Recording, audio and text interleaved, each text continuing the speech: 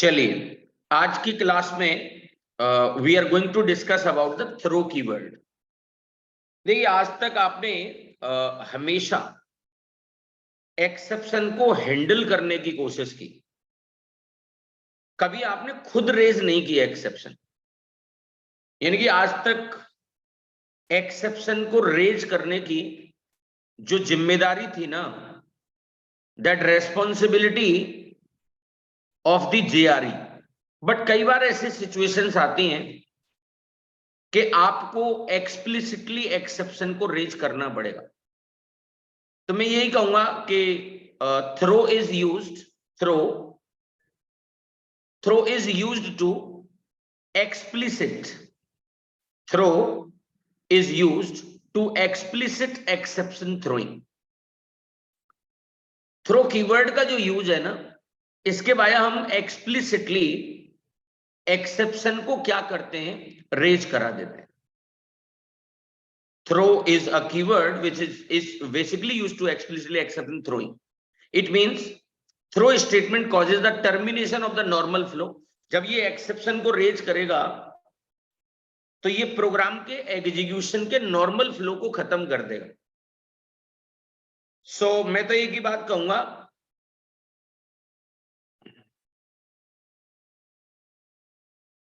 it causes the termination of the normal flow of the control of the Java code and stop the execution of the subsequent statement. If an exception is thrown when the throw statement is what? भाई, जब throw keyword का आप use करेंगे ना, तो उससे exception raise होगी और प्रोग्राम के एग्जीक्यूशन का नॉर्मल फ्लो खत्म हो जाएगा। और ये डायरेक्टली मैं आपको अंदर की बात बताऊं, ये आपको नियरेस्ट कैच पर लेके जाता है। जैसी समस्या आएगी, then problem is handled by what? Problem is handled by the catch block. यहां पर एक शब्द है, the throw statement transfers the control, right? Transfers the control to the nearest catch block, to the nearest catch block. यहां पर बस मैं आपको एक सिंटेक्स बताना चाहूंगा। थ्रो एक कीवर्ड है और यहां पर आप किसी भी एक्सेप्शन का ऑब्जेक्ट सप्लाई कर सकते हैं। मतलब you can supply the reference variable of the class और द ऑब्जेक्ट। मतलब डायरेक्टली कभी क्लास का नाम नहीं होगा यहां पर। Each exception object contains the description of the error. अब जो डिस्क्रिप्शन है वो कौन देगा? हमेशा डिस्क्रिप्शन एक्सेप्शन का वो देता है जो एक्सेप्शन को रेज करता है।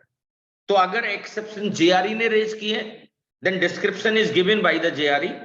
और अगर आप थ्रो कीवर्ड का यूज कर रहे हैं तो वो एक्सेप्शन आप रेज करेंगे। अगर इन शॉर्ट में आपको बताऊं और कोई आपसे पूछ ले कि थ्रो कीवर्ड का यूज क्या है, तो आप सिंपल एक तो ये बताना कि जेआरई अगर एक्सेप्शन रेज करती है तो वो मैसेज थोड़ा सा बड़ा टेक्निकल सा होता है। वह मैसेज कैसा होता है? टेक्निकल सा होता है। तो मैं बस आपको ये बताने की कोशिश करूंगा, throw keyword is used to customize the message. Throw keyword से आप जो डिस्क्रिप्शन है ना, उसको कस्टमाइज भी कर सकते हैं। कोई समस्या कैच में भी तो आ सकती है दोबारा से, जहां हैंडल कर रहे हैं आप लोग। Problem is handled in what? Catch. But फिर से आपको लगता है कोई टेंशन है तो रीथ्रो कर सकते हैं आप इसे। और रीथ्रो करने के लिए अगेन आप कौन सा कीवर्ड यूज करेंगे?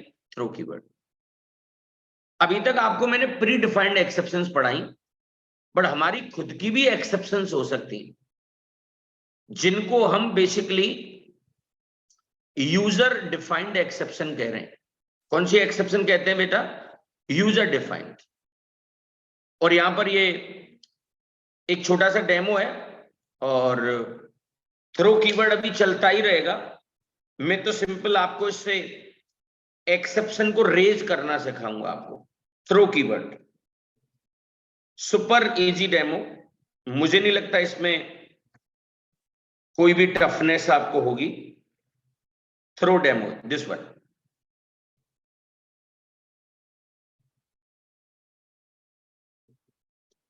दिस वन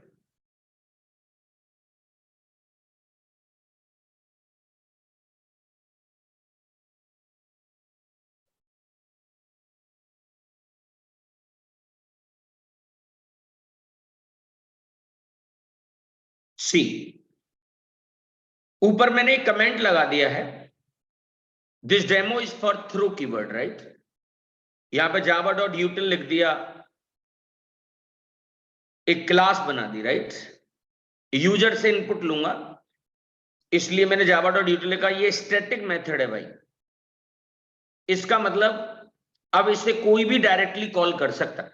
नाउ कोई भी इसको डायरेक्टली कॉल कर सकता है। Static void validate, static void validate, यहां पर एज लेगा, ये चेक लगा दिया हमने कि हमारे यहां मैं नॉर्मली छोटे बच्चे पढ़ाना अवॉइड करता हूं।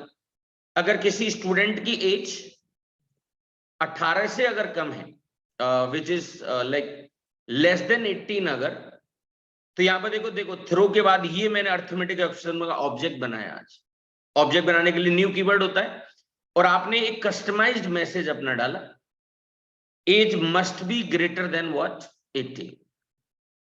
सो हमारे प्रोग्राम का एग्जीक्यूशन कहां से शुरू होता है बताओ? Our program execution always start from the main method.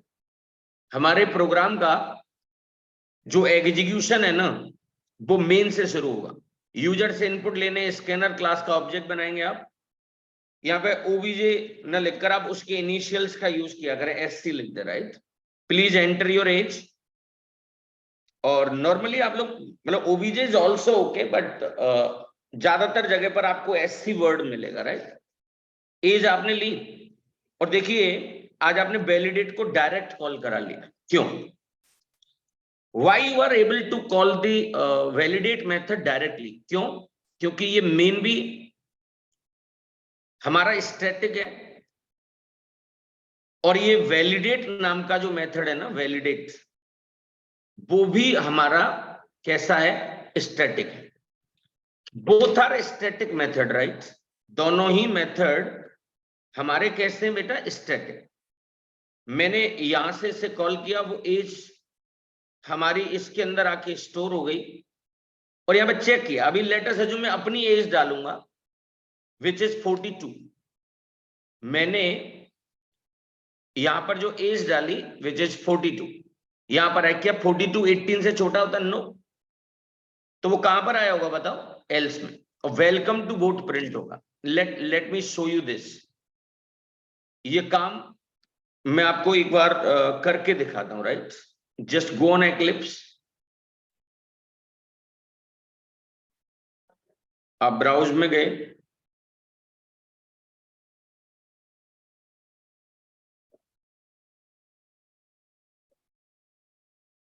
जावा 829 और लॉन्च।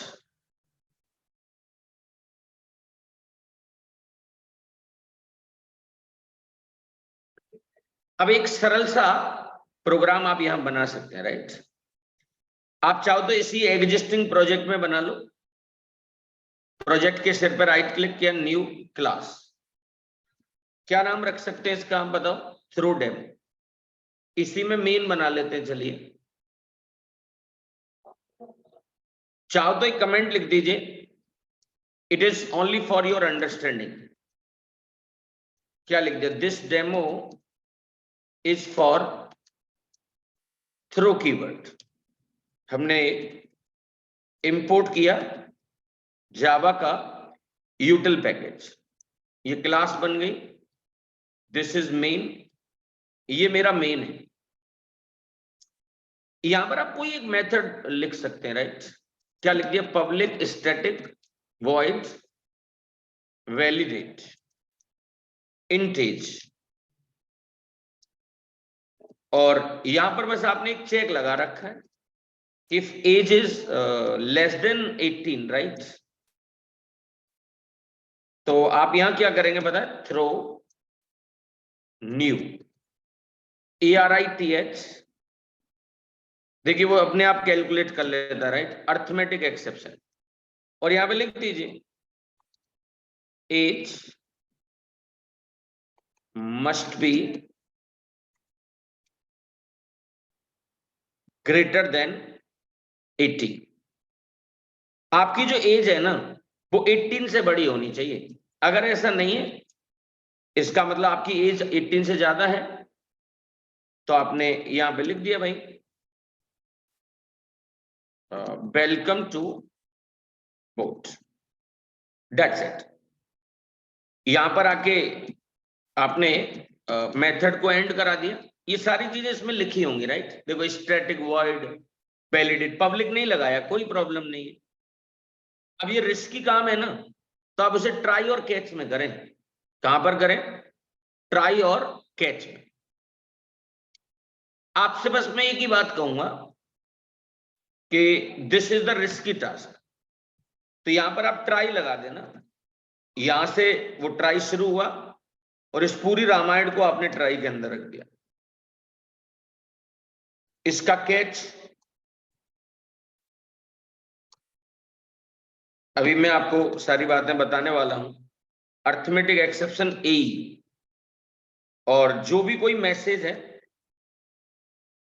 क्योंकि ऊपर आप अपनी तरफ से मैसेज तो लिख ही चुके हैं, तो उसी मैसेज को अगर प्राप्त करना चाहते हैं, कलेक्ट करना चाहते हैं, तो एक मेथड होते हैं गेट मैसेज।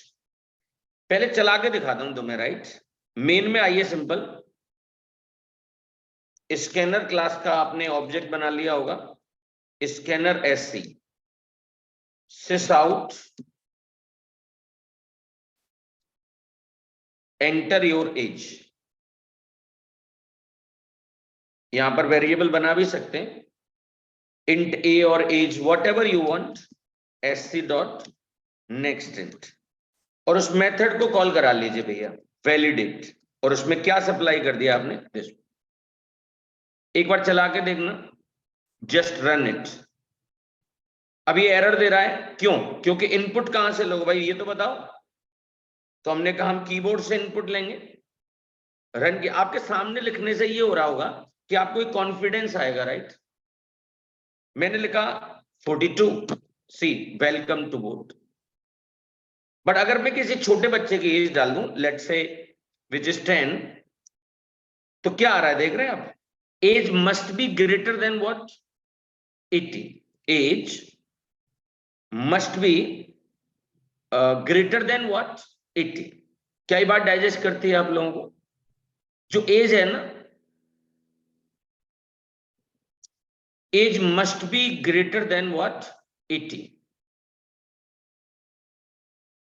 अब ये क्यों आया होगा समझो।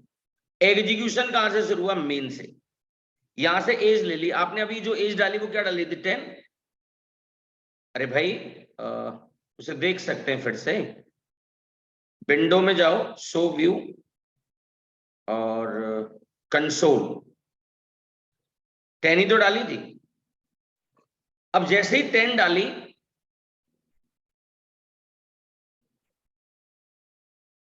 उसके बाद क्या हुआ पता है? आपने वैलिडेट में उसे सप्लाई कर दिया, तो वैलिडेट कॉल हुआ होगा भाई।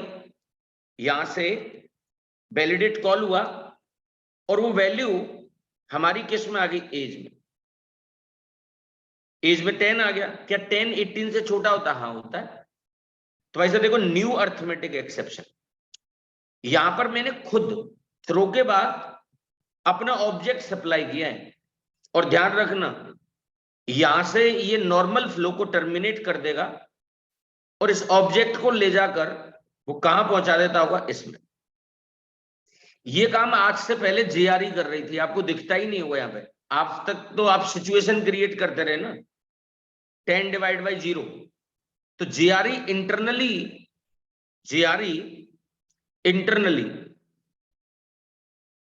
इसका ऑब्जेक्ट बना रही होगी, राइट। जेआरई इंटरनली इस चीज का ऑब्जेक्ट बना रही होगी, और वो ऑब्जेक्ट आकर किस में आके स्टोर हो गया बताओ, एई के अंदर आकर स्टोर हो गया। और इसके ऊपर हमने एक मेथड कॉल करा दिया, और उस मेथड का नाम क्या है बेटा बताओ, gate message. What exactly is the name of it, gate message. कई बार डाइजेस्ट करती है आप लोगों को। सिंपल सा एक फंडा आपको समझाने की कोशिश की है। उम्मीद करूंगा ये पॉइंट आपको शायद समझ में आ रहा होगा। This demo is for throw keyword, Java dot util ले लिया, क्लास बन गई। ये मेरा वैलिडेट मेथड है।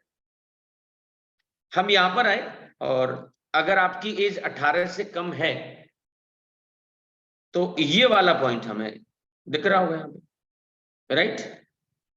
मुझे ऐसा लगता है कि ये पॉइंट आपको शायद समझ में आ रहा होगा अभी। If you understand it then type GT in the chat box.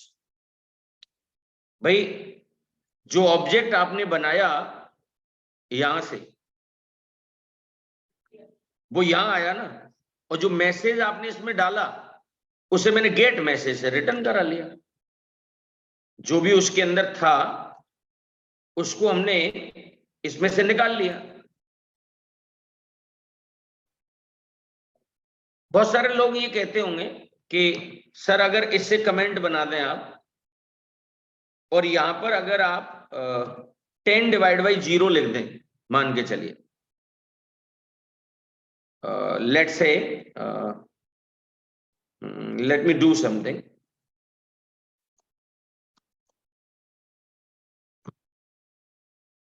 int result 10 divide by 0, no, ये मैसेज नहीं आएगा। नंबर को 0 से डिवाइड किया ना, तो यहां पर अब एक्सेप्शन किसने रेज की होगी? एक्सेप्शन अब जेआरई ने रेज की होगी ना, तो डिस्क्रिप्शन कौन रखेगा? जेआरई रखेगी। तो यहां पर जो मैसेज आएगा वो आ रहा होगा बड़ा टेक्निकल सा, डिवाइड बाई 0 करके। सी एंटर योर एज, अब उसकी तो कोई इज्जत ही नहीं रही, वेलकम टू वोट आ गया, सॉरी 10। C divide by 0। तुम तो एक फंडा समझो, जिसने एक्सेप्शन को रेज किया है, जिसने एक्सेप्शन को क्या किया है? रेज किया है। समस्या भाई लेट अस जो किसी ने भी एक्सेप्शन को रेज किया हो, तुम करोगे by using the throw keyword तो आपका डिस्क्रिप्शन होगा, और जेआरई करेगी तो जेआरई का होगा। That's it. एक नया टॉपिक है, बट मैं आपको एक बात क्लियर कर दूं कि अभी आप थ्रो को खत्म मत समझ लेना, ये बाय द टाइम आता रहेगा, right. I would approach you again and again. एक टॉपिक पढ़ाने जा रहा हूं आपके सामने, एक्सेप्शन प्रोपेगेशन। आपको ये पता है क्या कि हमारे जितने भी मेथड्स हैं ना, वो स्टैक मेमोरी में एग्जीक्यूट होते हैं। देयर इज वन मेमोरी, उस मेमोरी का नाम है क्या? Stack memory. हमारे प्रोग्राम का एग्जीक्यूशन कहां से शुरू होता है बताना? मेन से।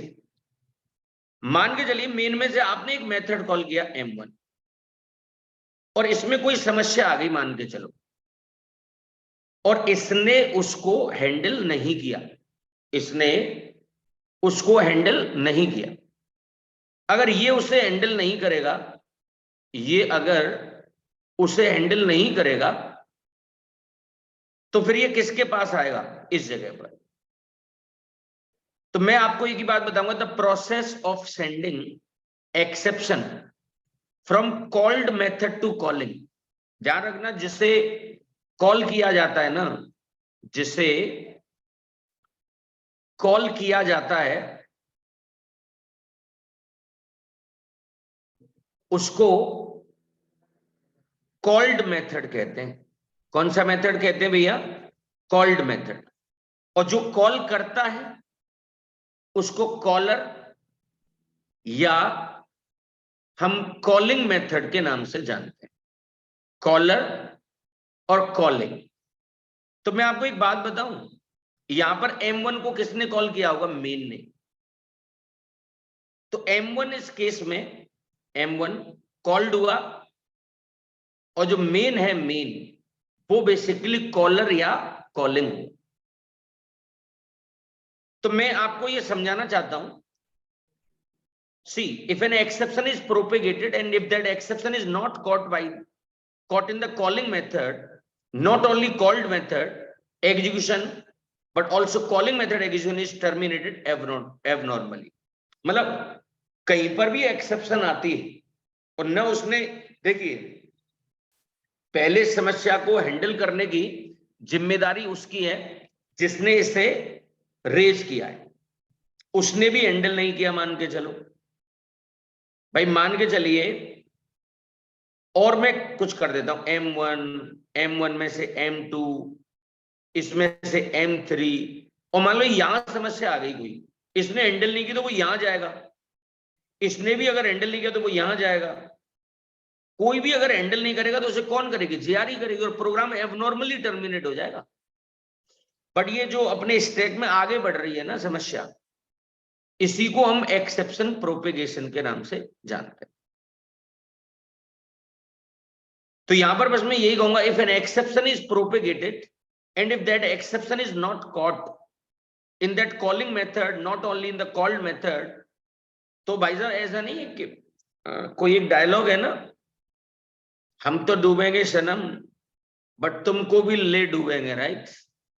मतलब एक तो होता है, गांव में कहते हैं डूबा, और एक होता है ले डूबा।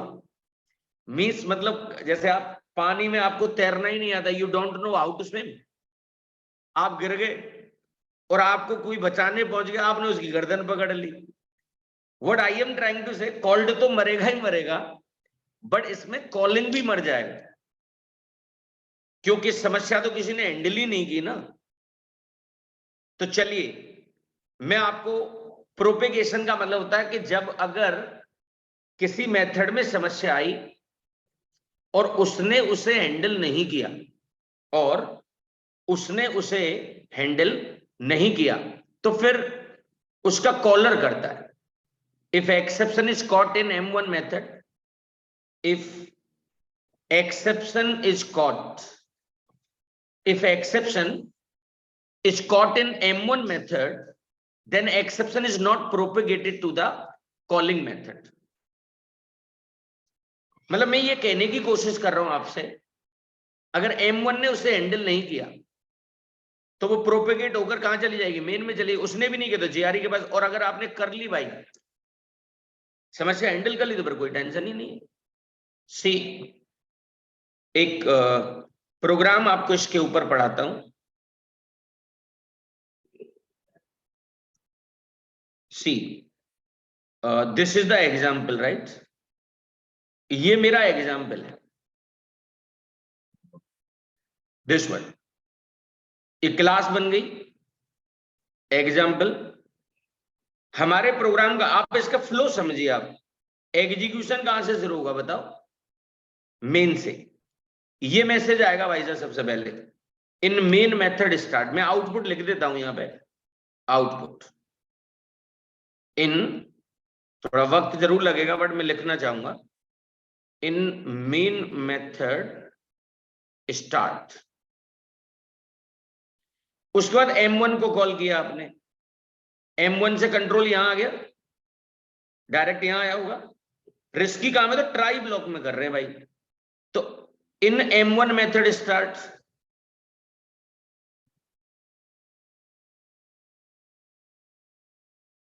इन M1 मेथड स्टार्ट। यहां पे देखो टेंशन किया आपने, 10 डिवाइड बाई 0, गारंटी से यहां पे कौन सी समस्या आई होगी बताओ, अर्थमेटिक एक्सेप्शन, तो जीआरई ने ही रेज की होगी, उसी ने इसमें डिस्क्रिप्शन रखा होगा, और देखो कैच था तुम्हारे पास, तो वो चीज किस में आके स्टोर हो गई होगी, एई में, और ये मैसेज आपने, असली मैसेज तो प्रिंट नहीं होने दिया, और यहां पर एक मैसेज आया इन M1 कैच। क्या ये बात समझ में आ रही है क्या आपको? सो ये एक्सेप्शन प्रोपेगेशन का एग्जाम्पल है ही नहीं। क्यों नहीं है भाई? जहां समस्या आई वहीं पर आपने इसे हैंडल कर लिया, तो इसमें क्या प्रिंट नहीं हुआ होगा बताओ? इस पूरे प्रोग्राम में मेरी समझ में ये वाली चीज प्रिंट नहीं हुई होगी, ये वाली चीज। सो सेव एज, हम F ड्राइव में आ गए,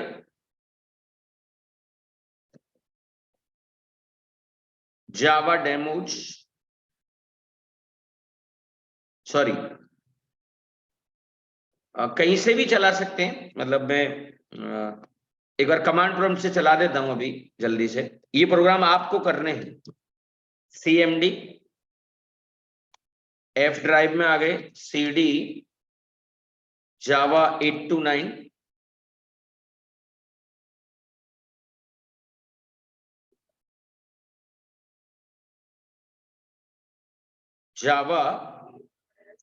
जावा C, example.java, Java example C। नीचे कोई मैसेज और होगा, in main method end, where it is see control वापस लौट, सॉरी कंट्रोल वापस गया भी तो होगा, एक ही जगह पर थे ना, यहां पर ये मेथड खत्म हो गया, राइट। ध्यान रखना, कंट्रोल वापस वहीं जाता है जहां से इसे मैंने कॉल किया है। इट वॉज माई बैड, मैंने वो चीज आपको पहले वो गलत थी, मतलब आप समझो ये वाली लाइन चली सबसे पहले, यहां से M1 को कॉल किया तो वो यहां आ गया, ये वाला मैसेज प्रिंट हुआ, यहां से हम यहां आए, मतलब ये वाली लाइन नहीं चली, ये वाली यहां पर आए इन M1 कैच। जब ये खत्म हो गया, नीचे तो कुछ है ही नहीं ना, तो कंट्रोल वापस वही लौट कर जाता है जहां से आया,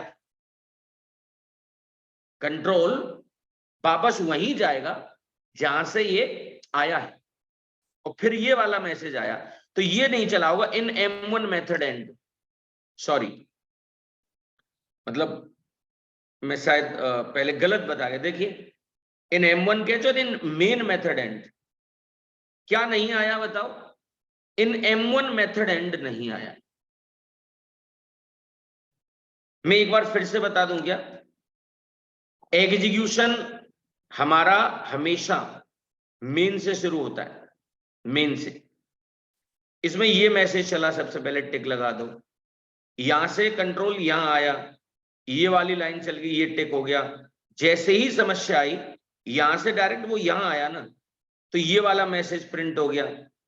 अब यहाँ पे तो मेन खत्म हो गया ना, देखो ट्राई में जो समझे उसके नीचे की चीज नहीं चलेगी, ये नहीं चलेगा, यहां से कंट्रोल वापस वहीं जाता है जहां से हमने मेथड को कॉल किया था। अब आप ये शिकायत कर सकते फिर से कॉल हो जाएगा, ये तो नो, जो चीज एक बार चल गई, जो चीज एक बार चल गई वो दोबारा नहीं चलती, फिर ये चला होगा। अब चलिए अगले प्रोग्राम का आउटपुट बताइए मुझे। Show me the next things, right. Case 2, if the exception is not caught in the M1, अगर उसे M1 में कोई हैंडल नहीं करता तो फिर वो आगे बढ़ती है अपनी कॉलिंग चेन में। अभी तो हमने M1 में उसे हैंडल कर लिया था, वही तो कह रहा था, if exception is caught in M1 method then exception is not propagated. So क्या दे रखा है उसमें, एग्जाम्पल 1 दिस वन। एग्जीक्यूशन कहां से शुरू होगा बताओ, मेन से, ये लाइन तो जरूर आएगी, इन मेन मेथड स्टार्ट, यहां से कंट्रोल कहां पहुंचा, इस जगह पर, ये भी लाइन आई होगी हमारे पास, इन M1 method start.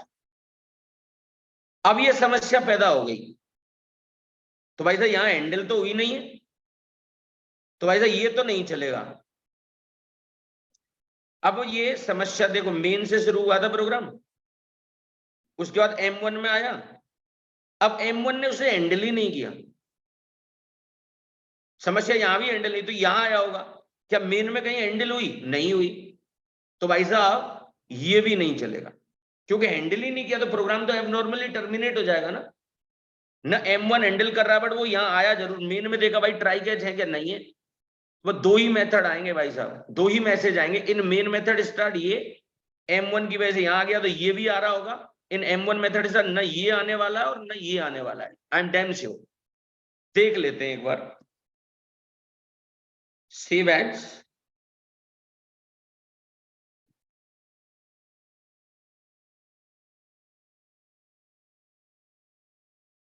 8 to 9, just save it.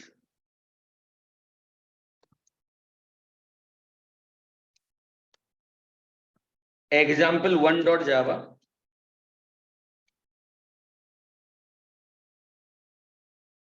सी,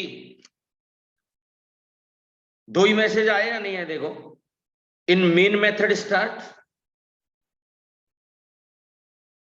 और यहां पर भी क्या है, इन मेन मेथड स्टार्ट। फिर यहां क्या लिखा है, इन M1 मेथड स्टार्ट और इन M1 मेथड स्टार्ट। और उसके बाद ये समस्या थी, एक्सेप्शंस थी हमारी। आई होप थोड़ा सा आप इससे रिलेट कर पा रहे होंगे शायद। मैं आपसे ये एक्सपेक्टेशन रखता हूं कि ये प्रोग्राम आप एक बार बनाइए पहले आप। चलिए, to have smooth execution, right, to have smooth execution in calling method, to have smooth execution in calling method, the propagated exception should be caught with try catch. To have smooth execution, एक smooth execution रखने के लिए in calling method the propagated should be caught with what? Try catch. So how we do this? ये काम हम कैसे करते होंगे?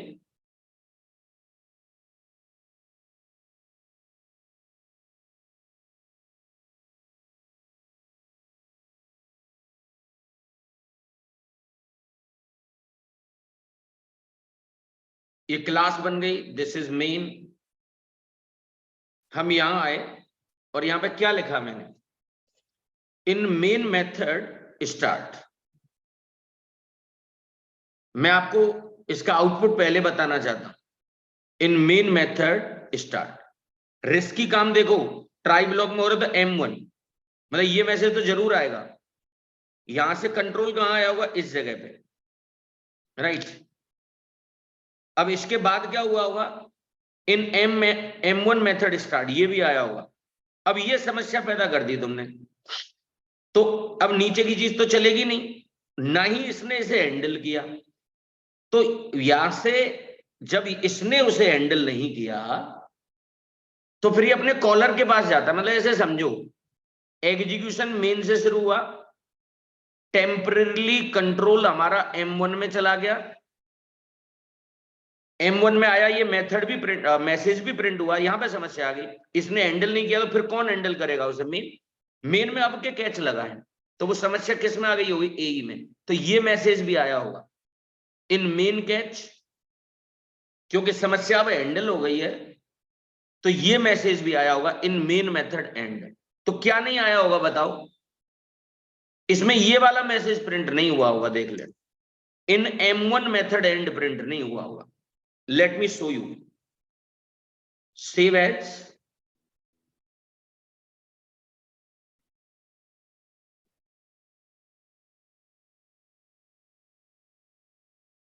मैं F ड्राइव में आया, Java 8 to 9, example2.java, right?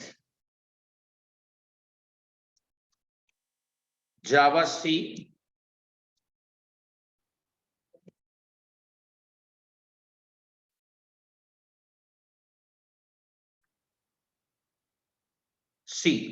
सब कुछ आ रहा होगा, बट एक मैसेज नहीं, in main method start, M1 method start, in main catch और इन मेन मेथड एंड।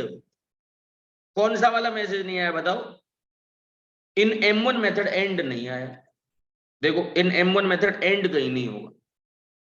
तो आप इनके फ्लो को समझें कि एग्जैक्टली चीजें चलती कैसे होंगी, राइट भाई? स्टेप बाय स्टेप है।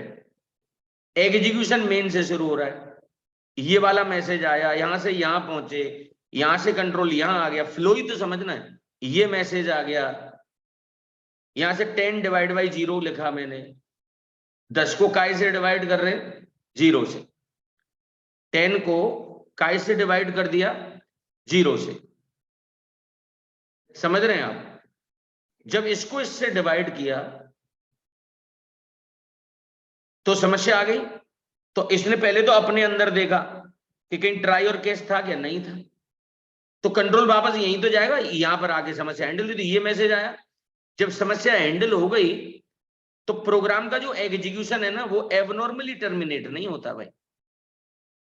फिर ये मैसेज भी आया होगा in main method end, in main method end वाला मैसेज भी आया होगा। That's it. ये कुछ पॉइंट्स मैंने आपको इसके अंदर बताए हैं। That's it.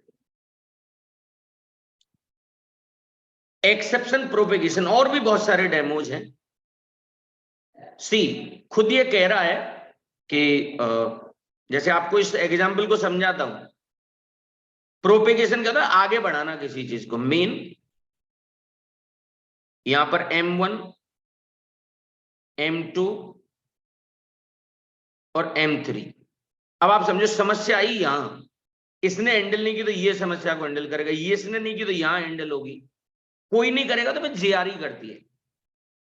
तो क्या कह रहा है, exception is first thrown from the top of the stack and if it is not caught it drops down the call stack to the previous method.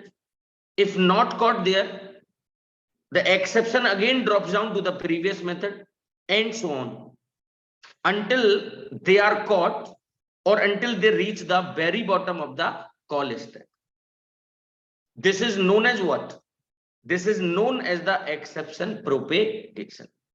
इसको बेसिकली हम लोग क्या कहते होंगे, एक्सेप्शन। ये वाली जो चीज है ना कि इसने हैंडल नहीं की तो यहां आ गया, इसने हैंडल नहीं की तो यहां आ गया, इस पूरे प्रोसीजर को हम लोग क्या कहते हैं, एक्सेप्शन प्रोपेगेशन।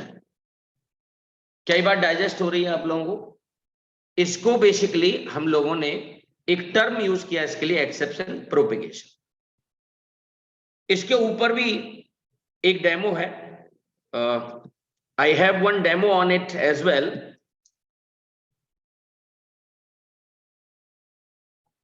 एक चीज ध्यान रखना, एक्सेप्शन दो तरह की होती हैं, चेक्ड और unchecked. By default unchecked exceptions are forwarded in the calling chain. अगर आप अनचेक्ड एक्सेप्शन को अगर हैंडल नहीं कर रहे हैं तो वो अपने स्टैक में आगे बढ़ जाएगी अपने आप। प्रॉप डेमो 1 सी, हमारे प्रोग्राम का एग्जीक्यूशन कहां से शुरू हो रहा है बताओ? मेन से। यहां पर मैंने क्लास का ऑब्जेक्ट बना लिया, प्रॉप डेमो 1, न्यू से मेमोरी एलोकेट हो गई, यहां से हमने एक मेथड कॉल करा लिया, मेथड 1। समझ रहे हैं आप? मेथड 1 कॉल किया, हम यहां आए, देखो वेयर इज मेथड 1, ये रहा। मेथड 1 में से किसे कॉल करा लिया? मेथड 2 को, तो यहां आ गए। मेथड 2 में से किसे कॉल करा लिया? मेथड 3 को। तो ओवरऑल सिनेरियो क्या रहा बताना तुम मुझे। एग्जीक्यूशन कहां से शुरू हुआ होगा बताना तुम? मेन से।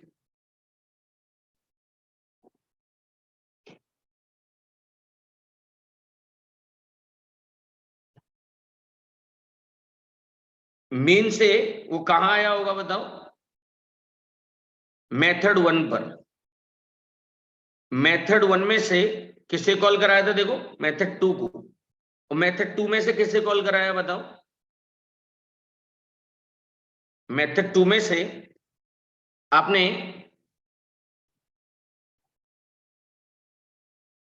किसे कॉल कराया बताओ? मेथड 3 को। अब मेथड 3 में समस्या आ गई, इसने उसे हैंडल नहीं किया तो ये कहां भेजता होगा उसे भाई? अपने कॉलर के पास। इसने भी इसे हैंडल नहीं किया तो ऐसे यहां आ गया, बट यहां हैंडल हो गया। देखो ये ट्राई और कैच लगा हुआ है, यहां कह रहा है ना एक्सेप्शन हैंडल्ड। और जब एक्सेप्शन हैंडल हो गई होगी तो उसके नीचे बची हुई जितनी भी चीजें जैसे नॉर्मल फ्लो, ये मैसेज भी आया होगा भाई। फिर so how we do this, ये काम कैसे होता होगा हमारे पास बताओ? फाइल में गए, सेव एज, हम एफ ड्राइव में आए, एफ ड्राइव में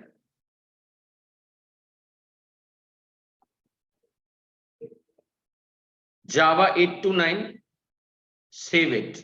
मैं इसका आंसर बता देता हूं तुम्हें।